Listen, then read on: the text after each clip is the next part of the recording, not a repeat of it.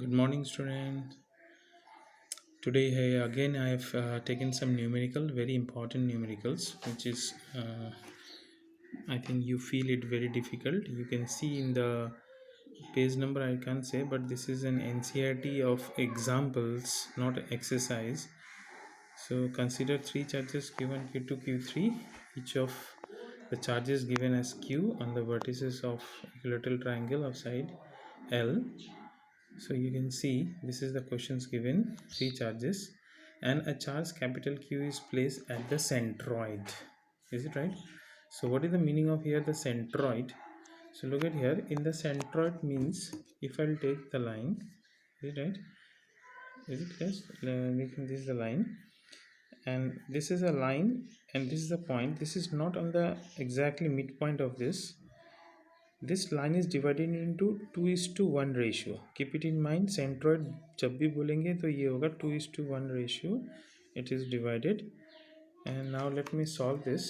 हमको निकालना है कि ये चार्ज की वजह से क्या हो रहा है इसमें. So first of all let me write this कि इस चार्ज की वजह से एक फोर्स निकलेगा and the forces will be repulsive. You know that this force will also repulsive and this force will also repulsive because यहाँ पे सारे के सारे पॉजिटिव चार्जेस है.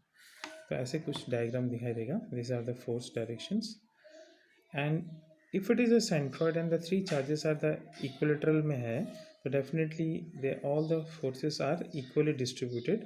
और 360 को अगर मैं 3 से डिवाइड करूँगा तो 120 में आएगा. So each two forces are with 120. यहाँ पे भी 120 और यहाँ पे भी 120 आएगा. ओके ना फोर्स की बारी आ रही है तो फोर्स क्या होगा तुम्हारे पास F इज इक्वल, अगर मैं एफ ए को लिखूँ तो के क्यू, देखो स्मॉल क्यू एक इधर है और एक कैपिटल क्यू. डिस्टेंस हो गया बी ओ, इसके लिए सी ओ, इसके लिए ए ओ. ये सारा का सारा इक्वल होगा. क्यों?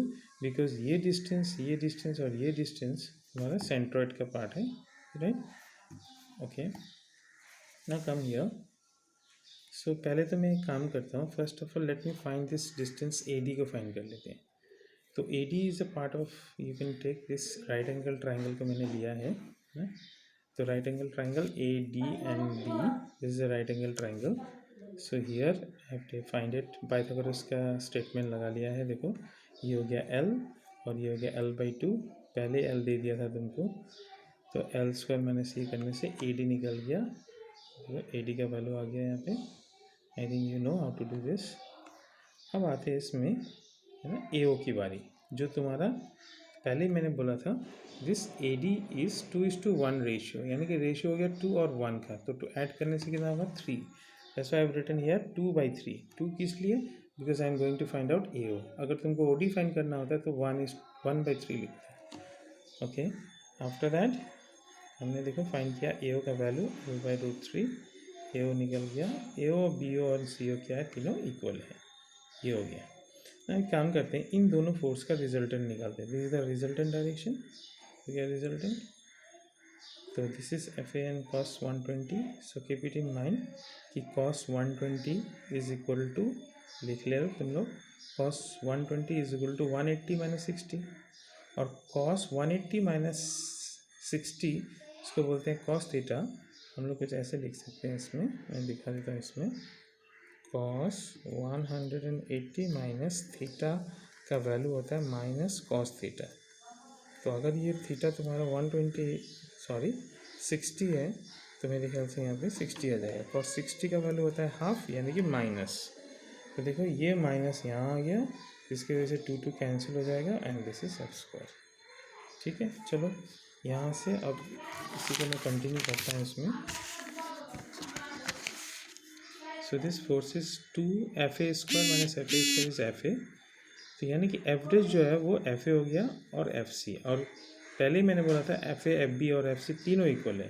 तो यानी कि ये दोनों भी इक्वल है एंड ऑपोजिट है. तो नेट फोर्स क्या हो जाएगा? 0. Is it clear? Next question पे आते हैं. यहाँ पे 1.8 का NCERT है, बहुत इंपॉर्टेंट है, बोर्ड में आ चुका है ये क्वेश्चन. यहाँ पे क्या करना है, तुमको टाइम निकालना है कि अगर एक इलेक्ट्रॉन फॉल करेगा या फिर एक प्रोटॉन तुम्हारा फॉल करेगा. इलेक्ट्रॉन फॉल कब करेगा? जब ऊपर का प्लेट नेगेटिव होगा तो रिपल्शन होगा तो नीचे आएगा. ये प्रोटॉन कब फॉल करेगा? जब ये ऊपर का पॉजिटिव रहेगा तो ये रिपल्शन फिर से फॉल करेगा. डिस्टेंस दोनों का सेम दिए रखा है. ठीक है. तुमको निकालना ये है, इलेक्ट्रिक फील्ड भी दे दिया है, सेम है दोनों में, 2 × 10⁴ देख सकते हो तुम। अब हमको ये निकालना है कि इन दोनों का टाइमिंग ड्यूरेशन क्या होगा। तो सिंपल से है कि टाइम सेम होगा, लेकिन ऐसा नहीं होता है। Is it right? अगर डिस्टेंस सेम है तो सेम होना चाहिए, क्योंकि चार्ज तो दोनों का सेम है।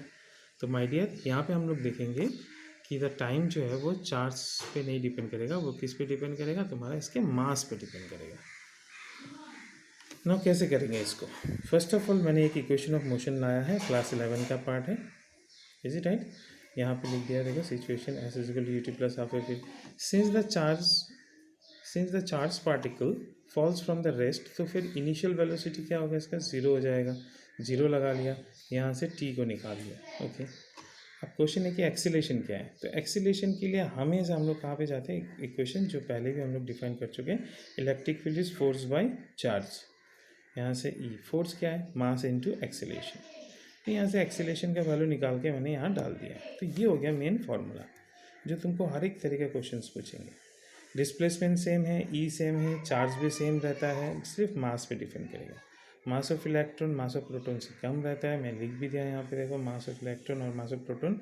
लर्न करने की ज़रूरत नहीं है, तुमको बोर्ड के क्वेश्चन का फर्स्ट सेकंड पेज में तुमको मिल जाएगा ये सारा का सारा वैल्यूज़। तो मैंने इन सब वैल्यूज़ को यहाँ डाल के अगर ये आंसर निकाला है, ये है इसका आंसर। तो तुमको ज़्यादातर आंसर नहीं पूछेंगे, बिकॉज ये कुछ ज़्यादा कॉम्प्लिकेटेड हो जाता है रूट टू फाइंड करने का। लेकिन हाँ, यहाँ से MCQ बेसिक क्वेश्चन पूछा जा सकता है कि टाइम ड्यूरेशन किसका ज़्यादा है। तो तुम सिंपल बोलो कि मास ऑफ इलेक्ट्रॉन लेस है, तो टाइम टेकन भी लेस होगा, क्योंकि मास और टाइम दोनों यहाँ प्रोपोर्शनल में है। एक इम्पॉर्टेंट क्वेश्चन फिर से लाया हमने यहाँ पे, देखो, पहले तो हमने डिफाइन कर चुके हैं दो क्वेश्चंस में कि चार्ज को वर्टेक्स में रखने से क्या होगा, चार्ज को सेंटर में रखने से क्या होगा। अभी मैंने चार्ज को किसी एक फेस में रखा है। तो देखो, ये क्वेश्चन है तुम्हारा, पहले तो हम लोग डिफाइन कर लेते हैं। जैसे मैंने बोला था कि हमेशा चार्ज को सेंटर में रखने की कोशिश करो। तो सेंटर में रखने के लिए मेरे को और एक बॉक्स की ज़रूरत पड़ेगी, लगा दिया मैंने साइड में बॉक्स। अब ये जो टोटल फ्लक्स निकलेगा यहाँ से, क्यों टोटल फ्लक्स, क्योंकि यहाँ से जितने भी लाइंस निकलते हैं वो सब इनमें से पास करेगा, तो टोटल फ्लक्स मिल जाएगा। तो टोटल फ्लक्स में क्या होता है, Q/ε0 होता है, नो डाउट।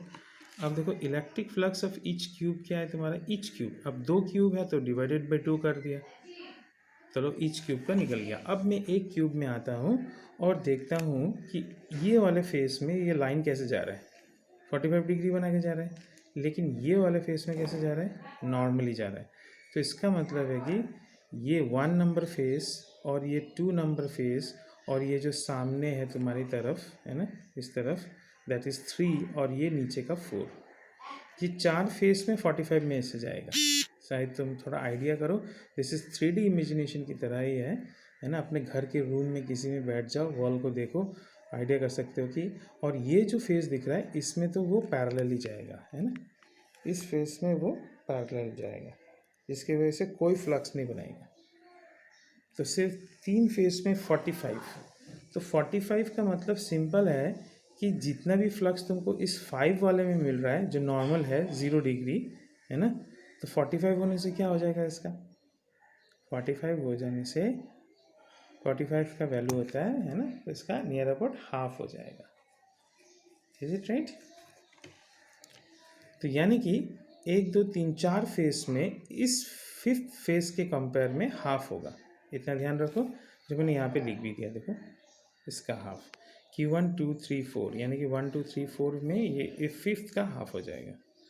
तो यानी कि अब ये electric flux on each cube क्या होगा, electric flux on each cube is, each cube में Q/2 था, is now distributed in the 3 parts. कैसे 3 पार्ट्स, यहाँ पे 1, ये 2 मिलके 2, ये 2 मिलके 3, तो इसलिए मैंने 3 पार्ट में डिवाइड कर दिया। अब हर एक का अलग अलग लिखो। 5th में कितना होगा, 5th में हो जाएगा 3 से डिवाइड करने से क्या होगा, ये 3/2, है ना। तो यानी कि 5th में हो जाएगा तुम्हारा पास 3 2 6ε0। लेकिन 1 2 3 4 में क्या होगा, इसको फिर से डिवाइड कर देते हैं 2 से, 2 से डिवाइड कर दिया, जिसकी वजह से Q/√2ε0। Is it right? So I think it's very simple, है ना। मैंने यहाँ पे बोला था फ्लक्स, तो मैंने एक आइडिया में बताया तुमको, यहाँ पे 45 होगा बोल के, है ना। लेकिन याद रखना इसमें फ्लक्स क्या होगा, हाफ हो जाएगा। चलो ये बता दिया हमने, तो ये हो गया इसका आंसर। अब आ जाते हैं एक्सरसाइज में। तो हमने 1.8 तक नियर अबाउट दिखा दिया था, 1.9 देखो तुम। और पजल नहीं होना, 1.18 और 1.19 जो आंसर दिया हुआ है एनसीईआरटी बुक में वो थोड़ा उल्टा दिया हुआ है। सो नो प्रॉब्लम, बहुत ही इजी क्वेश्चन है। क्वेश्चन कुछ खास नहीं है, यहाँ क्वेश्चन बताया है कि इसको कैसे सॉल्व करना है ना। तुम्हें 1.9 का आई थिंक तुम लोग के पास होगा, और नहीं है तो please everybody note it, this is 1.19, लिख लेना क्वेश्चंस को, ठीक है। और ये हो गया 1.20, 1.21 और 1.22। 2.3 और 2.4 जो है वो बहुत ही ईजी है, वो तुम खुद कर सकते हो, ठीक है। ओके, चले फिर इसमें ना। 1.19 में कुछ खास नहीं पूछा है, टोटल फ्लक्स पूछा है, तो ये तो बहुत आसान है ना। 1.19 में देखना क्यूब का पूछा है, तो ये अगर तुम्हारा क्यूब है तो क्यूब के सेंटर में जो होगा वो टोटल फ्लक्स है, क्यूब है एप्सिलॉन नॉट, वो आंसर निकल गया हमारा, ठीक है। न्यूटन कूलम पर मीटर, सॉरी फ्लक्स ऐसे कहते हैं, हाँ।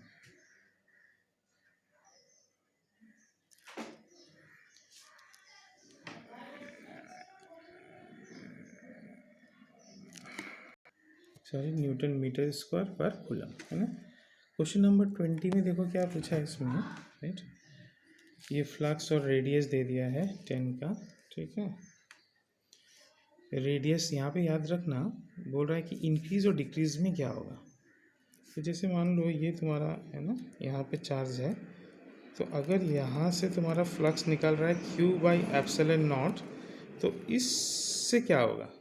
सो देखो वही लाइन जा रहा है ना, तो क्या इलेक्ट्रिक फील्ड लाइन्स चेंज हो रहा है, no, number of electric field lines will not change, so there will be no change in the flux will remain same, मैंने लिखा, ओके। बी में देखो पूछा है इसमें क्या निकालना, चार्ज। तो Q is equal sorry five is equal to Q by epsilon nought, Q is equal to 5 into 5 तुमको पहले ही दे दिया है, यहाँ पे देखो है ना, तो 5 दे दिया, तो तुम आराम से निकाल सकते हो चार्ज को, देख लेना एक बार, बहुत आसान है ये तुम्हारा। क्वेश्चन नंबर 1.29 में देखो क्या है, एक रेडियस है अकॉर्डिंग टू द क्वेश्चन, और इलेक्ट्रिक फील्ड यहाँ पे है 20 सेंटीमीटर का डिस्टेंस में। तो तुमको क्या फाइंड करने के लिए बोल रहा है, फ्लक्स। तो फ्लक्स कहाँ फाइंड करोगे, डेफिनेटली तुम यहाँ फाइंड करोगे। तो flux at this point, so 10 नहीं लेना है, 20 लेना है। वैसे 5 is equal to E into D S, यहाँ का जो एरिया है जिसको हमने गॉसियन सरफेस बोला है ना, उसको निकालना है 4πr²। और फाई जो होता है वो क्यू बाई एप्सिलॉन नॉट होता है, इस तरह क्यू निकलेगा, फाई इधर चला जाएगा। So in this way you put the value and you will get this answer, देख लेना अगर नहीं आता है तो। क्वेश्चन नंबर 1.22 में देखो यहाँ पे क्या है, सरफेस चार्ज डेंसिटी दिया हुआ है, इसका मतलब क्या होता है, सरफेस पर यूनिट एरिया, है ना। डायमीटर और दे दिया है, तो कैसे सॉल्व करेंगे इसमें, 5 is equal to E into D S, D S मतलब एरिया, 4πr² लिख दिया। और ई जो इलेक्ट्रिक फील्ड होता है वो होता है सिग्मा बाई एप्सिलॉन नॉट। मैं बता देता हूँ तुमको कैसे होता है इसमें, है ना, छोटा सा लिख देता है इसमें। तुमने देखा होगा मेरा गॉस का जो एप्लीकेशन था, आउटसाइड और सरफेस में जो होता है वो सिग्मा बाई एप्सिलॉन नॉट होता है। तो देख लेना एक बार इसका एप्लीकेशंस में, स्पेरिकल शेल का, तो इसमें सिग्मा बाई एप्सिलॉन नॉट, और इस तरह से फिर सीधे रहता हूँ, यानी कि 5 इज इक्वल टू, ये देखो क्रॉस मल्टीप्लाई कर लिया, है ना, सारा का सारा वैल्यू डाल दिया। डायमीटर है, ये रेडियस जो है वो डायमीटर दिया हुआ था, तो इसमें 2.4/2 कर दिया, इसमें आंसर आ गया इसमें। इसके बाद चार्ज बोल रहा है, तो फ्लक्स निकल गया, फ्लक्स का वैल्यू यहाँ डाल दिया, 5 इंटू एप्सिलॉन नॉट, ये आ जाएगा इसका value. So again I will take another video in which I will discuss some important topics on chapter 2, is it right? And if you have any problem you can send. Thank you.